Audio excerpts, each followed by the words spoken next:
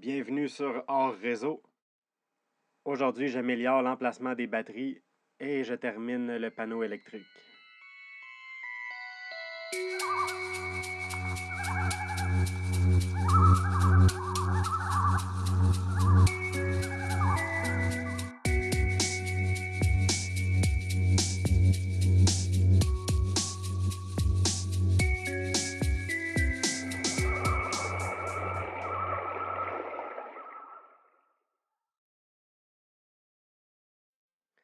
Voilà comment c'est positionné en ce moment. Je commence par fermer les 8 disjoncteurs des entrées-sorties des 4 contrôleurs de charge. L'idée, c'est que c'est quand même risqué de faire ce travail-là. Ça faisait un bout que je devais le faire et puis ça me tentait pas tant que ça. Parce qu'il faut faire vraiment attention de ne pas créer de court-circuit. Si je viens qu'à faire un court-circuit, ben, avec ces batteries-là, ça va faire beaucoup de flamèches et ça peut souder en place. Là. Éventuellement, ça rendrait le câble extrêmement chaud. Là. Faut pas... On veut vraiment éviter ça. Là. Ça risque de briser les batteries en plus. Alors, une par une, j'enlève les batteries. Câble par câble, j'y vais vraiment doucement. Ce qui arrive, c'est que chaque batterie est connectée au bus principal. J'ai mis des vis avec des écrous et puis des câbles qui sont connectés ensemble. Puis de cette façon-là, en mettant des câbles de longueur égale entre chaque batterie, on évite l'usure prématurée de certaines batteries dans le paquet qui éventuellement va entraîner les autres dans leur chute.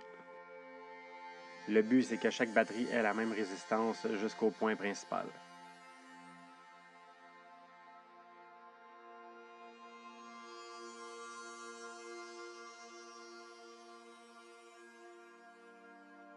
Maintenant que j'ai enlevé toutes les batteries, je vais couper des morceaux de bois pour rendre le meuble plus compact. J'ai mesuré mon affaire et puis je devrais être capable de mettre toutes les batteries de façon beaucoup plus optimale. Je trouve que ça prend beaucoup d'espace, là. J'ai pas beaucoup de place ici. Là. Mon ami m'a donné une scie à démolition. C'est pas très précis, il faut faire attention. Ça fait pas vraiment un beau travail, mais ça fonctionne rapidement. Là. Je me rends compte que je vais devoir surélever d'un morceau de bois. Je décide de tester les deux batteries ensemble, voir si ma longueur est bonne, si ça fait du sens, tout ça. C'est quand même pas pire, là.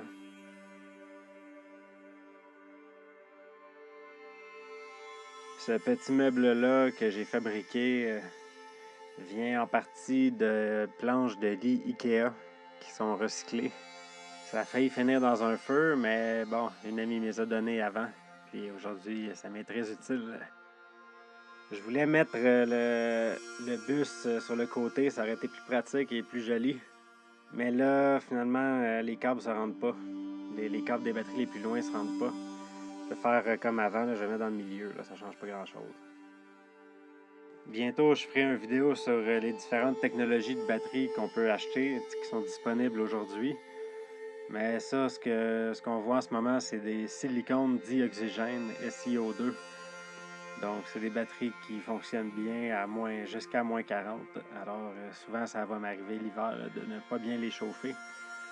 Puis l'idée de faire le petit meuble comme ça, c'est que les batteries ne touchent pas à terre et puis qu'ils sont relativement alignées sur le poêle à bois. Alors, elles vont être plus chaudes comme ça. C'est mieux d'utiliser les batteries pendant qu'elles sont chaudes. Et puis, l'idée, c'est tout simplement de reconnecter les câbles un par un, de la même façon.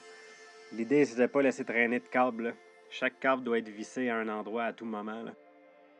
S'il n'est pas dans notre main, il doit être vissé, là, comme ça, il ne peut pas sortir. Puis il ne peut pas aller faire un court-circuit. Ce qui est dangereux en électricité comme ça, là, c'est les câbles flottants, là, comme on dit, là, ceux qui peuvent aller n'importe où. J'avais essayé de faire le travail pendant qu'il faisait encore clair, mais là, on voit, là, c'est très long tout ça. Là. Le temps d'en finir, il faisait noir. Alors, voilà le travail. Maintenant, j'ai un Renogy 3000 watts là, pour l'ondulateur 12 à 120 volts. Malheureusement, l'autre que je vous avais montré dans le canot ne fonctionne plus. J'ai dû acheter ça. Puis là, on a le premier niveau de batterie. 8 batteries, toutes connectées par les câbles comme ça, par en haut. On voit les 6 câbles de l'ondulateur passer. 3 positifs, 3 négatifs.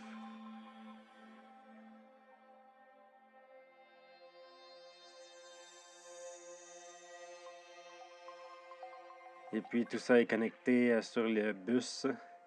On voit tous les câbles négatifs sont au même endroit. Puis tous les câbles positifs sont au même endroit. C'est un peu extrême la vue que ça donne, mais voilà, c'est la façon de faire. J'ai pris du 4AWG pour connecter les batteries. Là. C'était un peu ridicule, là, mais c'est ce que j'avais à ce moment-là pour faire ça. J'aurais pu prendre un calibre plus petit. Là.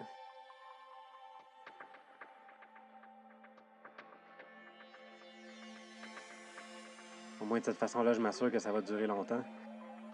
Puis là, il y a les câbles des différents panneaux et de l'éolienne qui rentrent par en dessous. On voit les câbles qui passent entre les batteries et les panneaux. Là. Je vais pouvoir améliorer ça encore en les mettant plus compacts éventuellement. C'est déjà beaucoup de travail tout ça. Même de la place pour la batterie au lithium sur le côté. Et puis voilà les 4 contrôleurs de charge avec tous les disjoncteurs.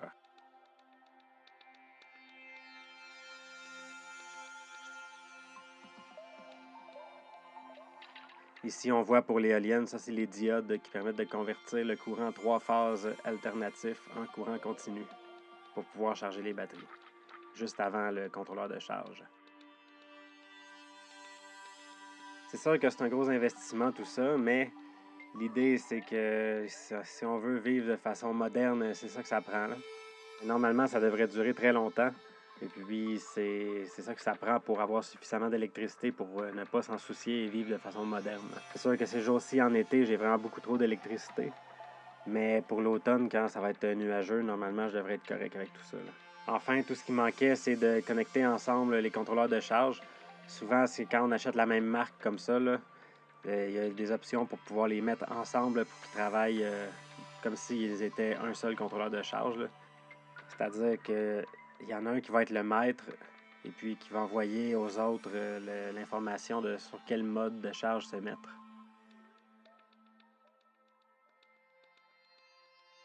Ça fait des années que je garde mes vieux câbles de téléphone et puis finalement j'ai sorti ça. J'ai vu dans le manuel que ça prenait des câbles à 4 pins. Tous mes câbles sont très vieux et n'ont que 2 pins la plupart. Alors j'ai contacté le support et puis il m'a expliqué ça qu'avec 2 pins c'est mieux. Là. Alors finalement j'ai réussi à les connecter avec mes très vieux câbles que j'ai traînés depuis toutes ces années. Ça finit par servir. Je vous laisse sur des images de ces papillons qui sont tous regroupés dans les herbes. À bientôt!